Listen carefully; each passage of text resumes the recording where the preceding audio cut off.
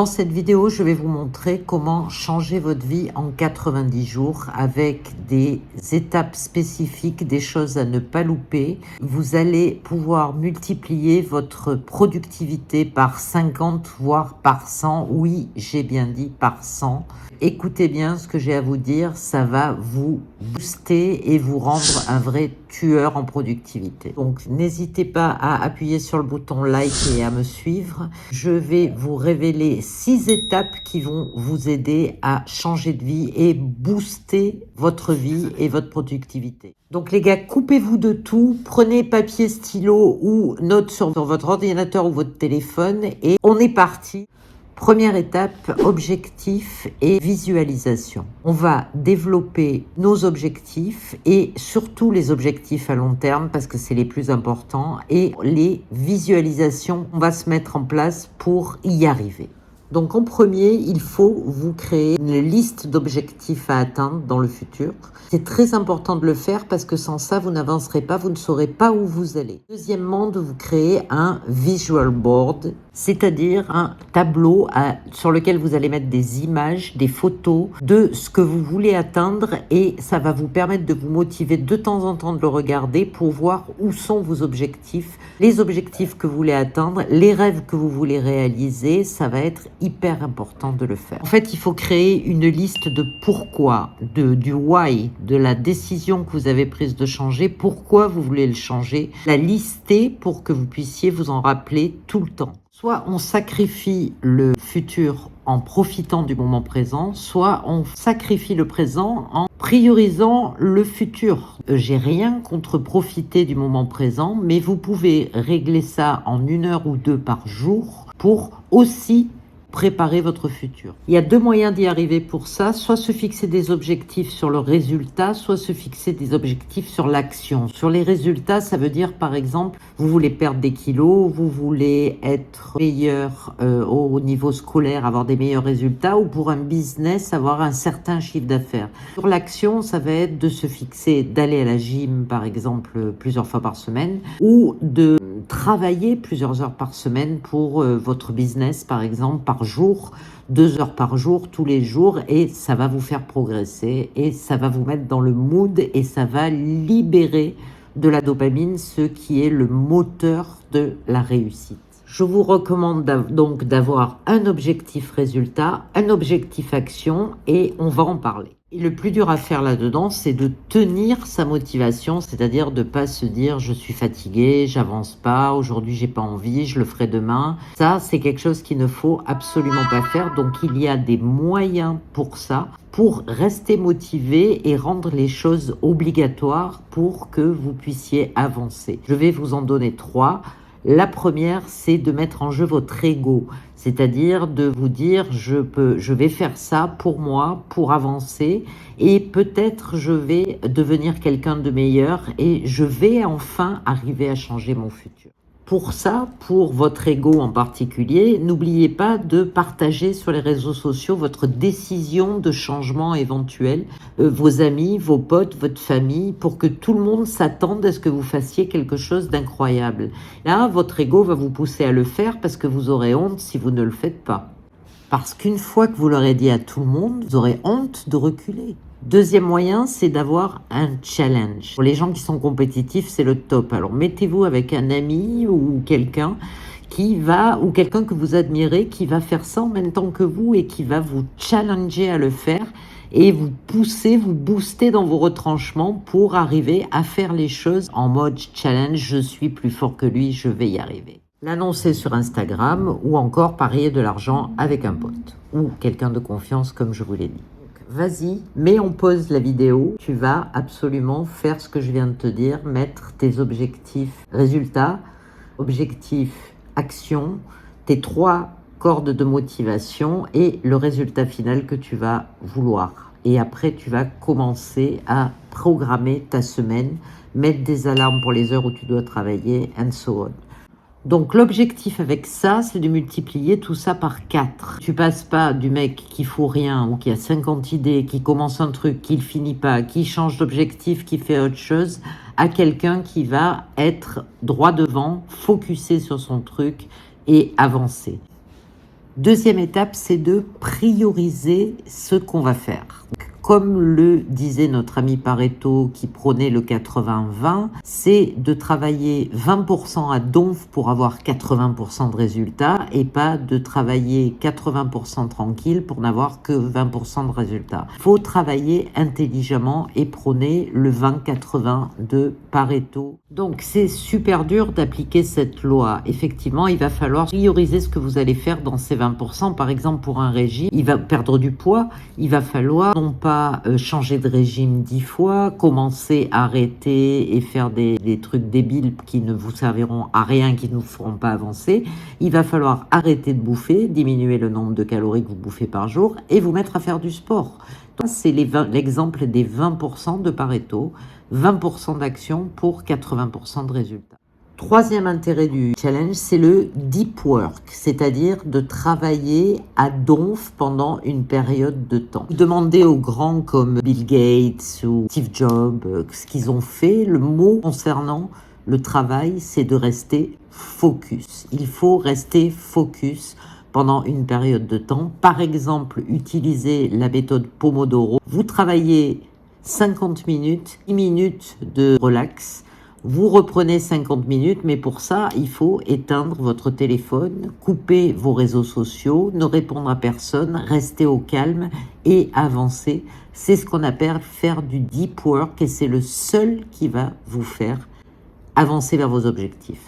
Donc il vous faut absolument supprimer toutes ces distractions, couper le téléphone, couper les applications, enfermez-vous dans votre chambre à clé de préférence, dites autour de vous qu'on ne vous dérange pas pendant 1 heure, 2 heures, que vous êtes en action, que vous travaillez comme un malade sur votre projet. C'est le seul moyen d'y arriver.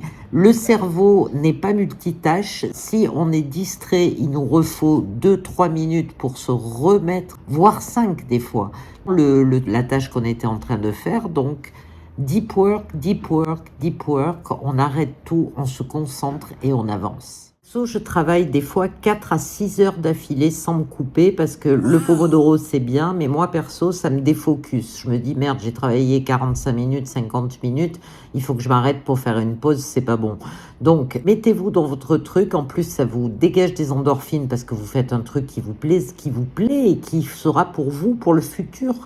Et avancez, n'ayez pas peur de travailler, c'est pas du temps perdu, c'est du temps pour avancer sur votre vie future. J'ai 3 petits trucs à vous donner pour faire pendant le deep work, c'est-à-dire premièrement de boire de l'eau, de boire du thé, de boire du café si le café vous fait pas des up and down, quelque chose qui vous booste, qui vous hydrate et qui vous permet de vous aider à travailler. Deuxièmement, vous pouvez aussi ne pas y arriver. Des fois, on n'y arrive pas. On reste 5 minutes comme ça et ça n'avance pas. On n'arrive pas à taper sur l'ordinateur. On n'arrive pas à faire ses exercices à la salle de muscu. Donc, par exemple, ce que vous faites, vous restez sans rien faire. Vous regardez droit devant et vous attendez. Vous allez voir que le cerveau va automatiquement, plutôt que l'ennui, choisir le travail et vous pousser à recommencer. Et là, vous y serez. Et des fois, quand on met 5 minutes à commencer, qu'on n'y arrive pas, c'est toujours les 5 premières minutes qui sont difficiles. Après, une fois qu'on est rentré dedans, on y va à donf, on ne voit plus le temps passer. C'est ce qui m'arrive personnellement puisque j'arrive à travailler 4, 5, 6 heures d'affilée sans m'arrêter. Donc, encore une fois, mettez votre vidéo en pause, prenez du temps sur votre agenda pour planifier votre deep work. Vous savez que de 5 heures à 8 heures ou de 5 heures à 7 heures, vous devez travailler, mettez-vous une alarme et faites-le, faites partie de ces gens qui font les choses pour que ça change et pas des 90% de la population qui ne fait rien. Donc faites-le, mettez en pause et notez sur votre agenda l'heure à laquelle vous avez décidé de faire du deep work. Quatrièmement, pensez à votre santé mentale. J'ai changé d'axe parce que la nuit est arrivée, j'ai fermé les volets. Votre santé mentale, c'est quelque chose d'important et notamment la sécrétion de dopamine. La dopamine qui est l'hormone du plaisir. Et il faut que vous travailliez avec cette dopamine. La dopamine permet de vous booster, de vous lever le matin, de partir bosser, de partir à la salle, de vous mettre sur votre projet. Il faut travailler sur cette dopamine. Le truc, c'est qu'on a une quantité limitée de dopamine par jour. jour. Donc si vous utilisez votre dopamine pour des plaisirs à court terme, genre les vidéos YouTube, les vidéos TikTok, Instagram ou toutes ces conneries-là, vous allez les dépenser rapidement pour rien. Il faut focuser votre dopamine sur les trucs importants pour vous, pour avancer, pour votre futur. C'est vachement difficile de se passer de dopamine parce qu'on est tous accros à la dopamine, à ces petits plaisirs à court terme. Pour essayer d'avoir de la dopamine sur le long terme, ce qu'on va faire, c'est qu'on va supprimer tous ces plaisirs rapides, à savoir diminuer le temps d'écran, diminuer le temps Netflix, et vous allez voir que votre dopamine va être boostée par les choses que vous serez obligé de faire. Savoir lire un livre, ça va être kiffant de lire un livre, ça va vous augmenter la dopamine à long terme et en plus vous allez apprendre des choses, devenir plus intéressant, faire le boulot que vous avez à faire. Si vous n'avez plus toutes ces distractions, supprimez-les, ces applications, vous allez voir que vous allez être encore plus focus et que ça va être un plaisir à long terme d'avancer sur son projet. Le deuxième truc pour booster ta dopamine aussi, c'est de faire du sport. Tu vas voir avec quelle vitesse la dopamine va monter et la sérotonine qui est l'hormone du plaisir, de la satisfaction, du bonheur, ça va augmenter ta capacité, ton énergie, tu vas être fier de toi et tu vas être plus capable de te mettre au boulot sur les tâches que tu as à faire. C'est pour ça que le sport, quand on n'est pas habitué à en faire, on trouve ça difficile de s'y mettre, difficile d'aller de l'avant, mais quand on en fait, on peut plus s'en passer. Avec la sécrétion de dopamine qu'il y a, au bout de 2-3 semaines, vous allez voir à quel point vous allez être accro du sport. Vous aurez envie d'en faire. Je peux vous dire, j'ai fait du tennis à un haut niveau et je ne pouvais pas m'empêcher de jouer tous les jours. Ça me manquait, j'étais accro à cette dopamine libérée par le sport, qui me détendait, qui me relaxait et qui me permettait après de focus à l'époque sur mes études, me faire avancer sur mes révisions. Et là, c'est pareil, ça va vous faire avancer sur vos projets, sur votre décision de perdre du poids ou sur vos révisions si vous êtes étudiant. Après, il y a un truc super important aussi sur la création de dopamine, c'est par exemple la méditation. La méditation, ça te permet de relaxer, de te recentrer. Il ne faut pas hésiter à méditer plusieurs fois par jour si vous en avez besoin, ça va vous calmer et ça va vous permettre de retrouver l'énergie pour vous refoutre dedans. Certains parlent aussi des douches froides. Moi perso, j'ai jamais testé, mais il paraît que c'est un boost d'énergie, ça vous réveille, ça vous donne la pêche pour la journée. 5e étape, travaille ton environnement. On est géré par les habitudes. Donc, il va falloir garder les bonnes habitudes et se débarrasser des mauvaises habitudes pour devenir plus productif et avancé. Donc c'est vachement difficile de mettre en place des habitudes. C'est en les mettant en place que vous allez pouvoir réellement faire les choses automatiquement. Par exemple, au début que je méditais, c'était gonflant de me mettre à la méditation 10 minutes, 20 minutes le matin. Maintenant, ça devient une habitude. Si je le fais pas, ça me manque. Il me manque quelque chose. En fait, il faut regrouper tes habitudes ensemble, faire ce qu'on appelle du batching. C'est-à-dire, par exemple, le matin, faire le Miracle Morning. Et par exemple, moi, le matin, ce que je fais, c'est que dès que le réveil sonne, je me lève, mon téléphone est loin de ma table de nuit pour ne pas être tenté de scroller le matin. Ensuite, je vais marcher 5 à 10 minutes en extérieur pour bien me réveiller, puis la douche, ma méditation, prendre un papier, un crayon, écrire aussi mes habitudes. Après la méditation, je prends mon journal et j'écris, parce que c'est important d'écrire, des choses qui vous passent par la tête et qui vont vous aider plus tard, parce que ça va vous faire des reminders. Après, je prends mon petit déj et je suis prête pour partir pour la journée. D'autre part, il y a aussi le batching du soir, c'est-à-dire les habitudes que l'on fait, par exemple, après qu'on se crée après le travail et qu'on regroupe ensemble pour pouvoir après profiter de sa soirée et se détendre. Par exemple, moi, le soir, quand j'arrive, je décompresse en bouquinant pendant une demi-heure. Ensuite, qu'est-ce que je fais? Je prépare à bouffer, je me douche, je planifie ce que je vais faire le lendemain et après, je peux enfin stopper, dîner, me relaxer jusqu'au moment d'aller me coucher. Ça vous fait donc 2 gros blocs à faire le matin et le soir de 5 habitudes. C'est ça qui va faire la régularité parce que tant que vous n'aurez pas fait ces 2 gros blocs, vous ne pourrez pas avancer.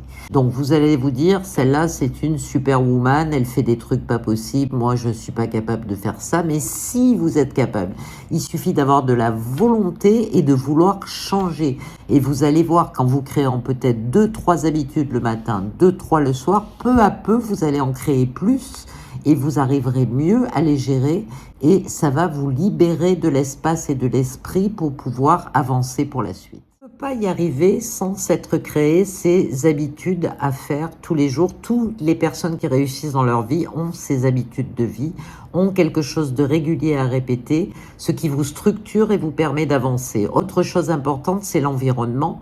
Par exemple, l'endroit où vous allez travailler, où vous allez vous poser sur votre projet, où vous allez réviser, il faut que ce soit quelque chose de sympa. Moi, perso, je travaille sur la table de la cuisine parce que j'adore ma cuisine. J'ai cet endroit qui est à moi, je suis tranquille, j'ai une bonne ambiance, de bonnes vibrations à cet endroit-là et ça me permet de focus. J'ai des bougies, j'ai mon mug de thé à côté de moi et ça me permet d'être focus et que personne ne me dérange. J'ai cette chance, c'est que personne ne me dérange, effectivement. Tout le monde n'a pas cette chance, mais ça peut être votre chambre, ça peut être un bureau, ça peut être un endroit où vous vous sentez bien. Tout comme les gens qui vous entourent, il va falloir faire un tri dans ces gens-là. Il va falloir être avec des gens qui vous motivent, qui vous tirent vers le haut et pas des gens qui vous tirent dans le bas. Quelqu'un qui soit dans la même branche que vous, par exemple, et qui avance avec vous. C'est pour ça que c'est important de garder des contacts avec des gens qui sont dans la même dynamique que vous et pas des gens qui sont feignants, qui ne font rien et qui vous tirent vers le bas. La famille, c'est plus difficile, effectivement. On ne peut pas couper les contacts avec la famille, mais on peut leur dire qu'on a besoin de ces espaces pour travailler, de cet espace de liberté, de ce temps de liberté qu'on a choisi de prendre pour travailler et leur faire comprendre. Sinon, passez moins de temps avec eux et passez plus de temps avec vous-même et avec des gens qui vous tirent vers le haut. La dernière étape, c'est le mindset. Imaginez que vous avez un ennemi, quelqu'un que vous détestez dans votre vie, sur les réseaux ou quoi que ce soit, ou une partie de vous-même que vous détestez parce qu'elle procrastine et qu'elle fout rien. Et vous allez essayer de faire mieux que votre ennemi, mieux que votre partie procrastinateuse. Je ne sais pas si ça se dit du tout, mais bon. Profitez de ça pour vous battre contre cette personne, pour avoir un mindset plus fort que le sien. Le deuxième truc, c'est la difficulté. C'est-à-dire, il faut apprendre à faire des choses qui vous ennuient profondément et à surpasser ça. Parce que la plupart des gens, quand ils se lèvent le matin, s'ils ont envie d'aller bosser, envie d'aller à la salle, ils vont le faire. Mais quand ils seront fatigués, ils vont pas le faire. Eh bien, il faut que quand vous soyez fatigué, démotivé, vous vous forciez à faire la chose quand même. Pour pouvoir avancer, il faut avoir un mindset de tueur pour pouvoir avancer tout le temps. Ça, c'est le hack des habitudes, le hack de la productivité qui fait que vous ne vous laisserez pas abattre par la difficulté. Donc, si vous avez envie de réussir dans la vie, il va falloir avoir de la discipline. C'est la clé de la productivité. Sinon, vous n'y arriverez pas. À chaque fois que c'est difficile, il va falloir se foutre un coup de pied au cul et y aller. Voilà, j'espère que la vidéo vous a plu. N'hésitez pas à me lâcher des likes, des commentaires pour me dire ce que vous en pensez, à vous abonner, à activer la cloche bien sûr, et on se retrouve très vite avec une prochaine vidéo. À ciao, bonsoir les amis.